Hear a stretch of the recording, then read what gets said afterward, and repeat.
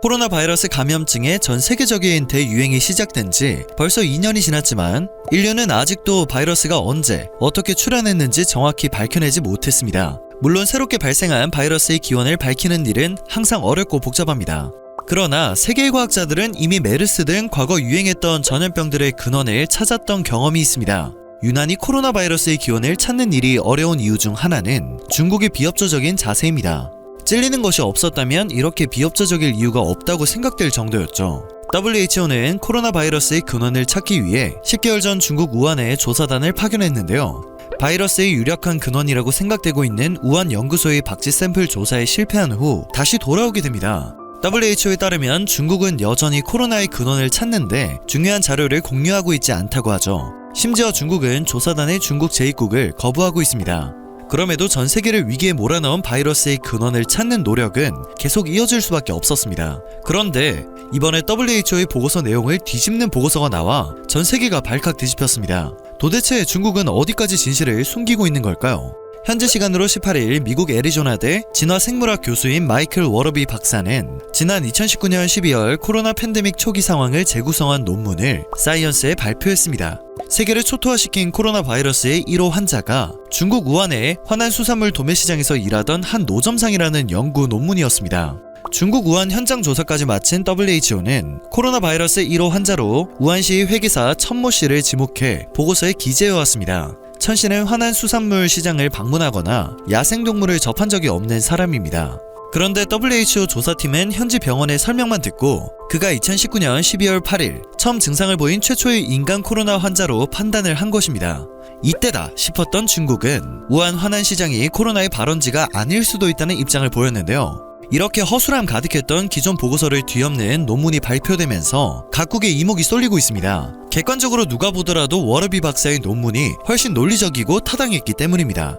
워러비 박사의 논문에선 천 씨가 12월 8일 발열 등 증상을 보이는 것은 당시 그가 치아를 발치하는 수술을 받았기 때문이며 코로나 증상은 나중에 보였다고 합니다. 천 씨는 현지 매체와 인터뷰에서 열이 나고 가슴이 아팠다, 말만 해도 숨이 찼다며 코로나 증상은 나중에 나타났다고 증언해 놀라움을 더하고 있습니다.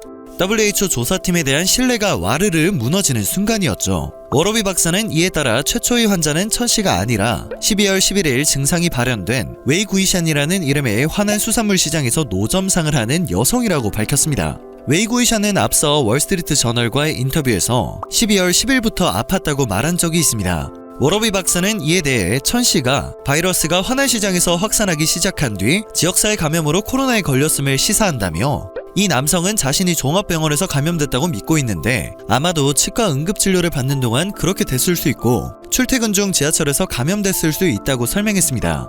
또 천모 씨가 증상이 발견되기 직전 화난시장 북부를 돌아다니기도 했다고 합니다. 실제로 워러비 교수가 유전자 데이터와 기존 논문, 초기 환자들의 인터뷰 내용 등을 분석한 결과 초기 코로나 확진자 19명 중 10명은 화난수산물 시장에서 일을 하거나 방문한 사람들과 접촉하는 등 시장과 직접적 혹은 간접적으로 모두 연결된 것으로 나타났습니다. 특히 워러비 박사는 화난수산시장에서 나온 초기 환자들은 대부분 너구리를 파는 구역을 방문했다면서 살아있는 야생동물 시장이 팬데믹의 기원이라는 강력한 증거라고 밝혔습니다. 심증만 있었던 일을 구체적으로 증명하고 있는 것입니다. 또 그는 1100만 명이 사는 우한에서 초기 환자의 절반이 축구장 한 개 크기의 장소와 연관되어 있다며 전염병 유행이 이 시장에서 시작되지 않았다면 이러한 패턴을 설명하기 매우 힘들 것이라고 했습니다. 앞서 중국 관리들은 화난시장이 전염병의 근원이 아니라고 주장한 바 있습니다. 중국 정부는 코로나 바이러스가 메릴랜드주 포트 데트릭과 냉동 수입식품을 포함해 해외에서 중국으로 유입되었을 수 있다는 생각을 밀어붙이기도 했죠. 아마 이번에도 또 오리발을 내밀 것 같은데요. 현재 외신들도 해당 논문에 대한 대대적인 보도를 시작한 상황이라 논란은 쉽게 사라지지 않을 것으로 보여 중국의 대응에 귀추가 주목되고 있습니다. 대표적으로 뉴욕타임즈와 월스트리트 저널 등이 해당 소식을 보도하고 나섰는데요. 외신들은 이번 논문에 따르면 코로나 대유행이 화난시장에서 시작됐고 바이러스에 감염된 야생동물에서 인간으로 전염이 시작됐을 가능성을 시사한다고 전했습니다.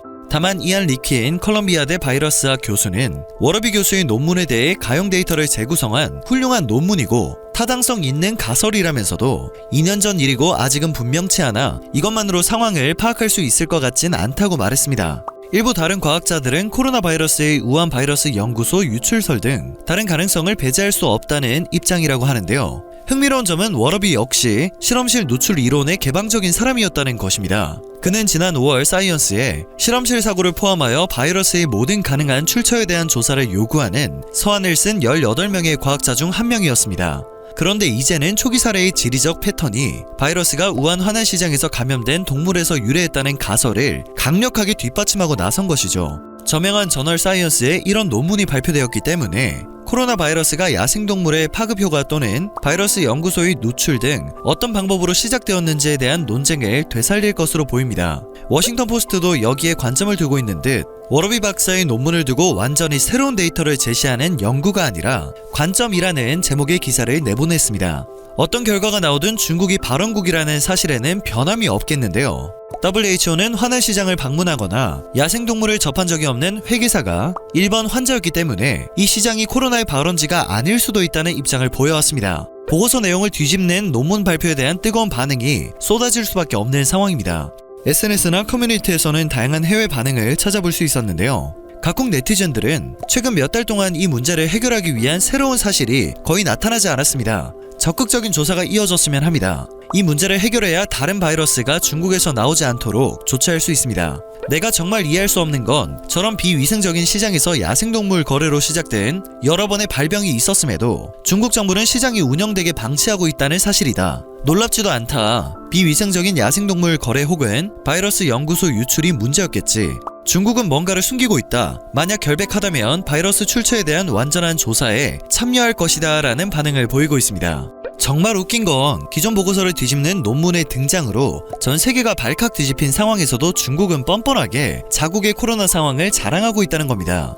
현재 중국은 소위 말하는 위드 코로나보다는 제로 코로나가 우월하다고 주장하며 자아도취에 빠져 있습니다. 한국 등 많은 나라가 단계적 일상회복, 즉 코로나와의 공존을 의미하는 정책으로 전환을 했지만 자신들은 통제가 가능하기 때문에 제로 코로나 정책을 고수할 수 있다며 잘난 척을 하고 있는 건데요. 코로나를 통제하는 것인지 국민들을 통제해 입막음을 하는 것인지 중국만 구별을 못하고 있다는 생각이 들었습니다. 중국은 현재 강도 높은 규제를 통해 한 건의 코로나도 인정을 하지 않고 있죠. 만약 확진자가 한 명이라도 나오면 해당 아파트와 지역, 심지어는 인구 수백만 명의 도시를 통째로 봉쇄하고 모든 주민이 음성이 나올 때까지 PCR 검사를 실시합니다. 초기에 확산을 막지 못하면 그 지역의 간부는 가차없이 해고됩니다. 경악스러운 수준입니다. 애초에 진실을 숨기지 않고 알려 빠르게 대처를 했더라면 이런 강도 높은 규제는 필요하지도 않았을 건데 말입니다. 고강도 제로 코로나 정책은 한동안 효과를 발휘하는 듯 했지만 지난달 17일부터 다시 코로나는 중국 전역에 빠르게 확산하고 있습니다. 우한에서 코로나가 확산한 첫 파동 이후 가장 심각한 수준이라는 이야기도 나옵니다. 이후 다시 17일을 기준으로 중국 본토의 신규 확진자 수는 급격하게 줄어 6명으로 보고가 되었습니다. 중국 관영 매체들은 기다렸다는 듯이 다시 제로 코로나 정책 찬양론을 쏟아내기 시작했는데요. 베이징 호흡기 질환 전문가인 왕광파는 중국식 제로 코로나 정책을 조기 발견과 조기 보고, 조기 격리, 조기 치료로 정의한 뒤 과학적 전략이라 자찬했습니다. 당장 내년 2월에는 베이징 동계올림픽이 열립니다. 매번 진실을 숨기기 바쁜 그들이기에 과연 중국 당국의 통계를 믿을 수 있는 건지 정말 의문이 듭니다. 오늘 전해드릴 소식은 여기까지입니다. 영상이 정보가 되셨다면 그것만으로도 감사드립니다. 늘 새롭고 유익한 뉴스를 전하는 로버튜브 되겠습니다.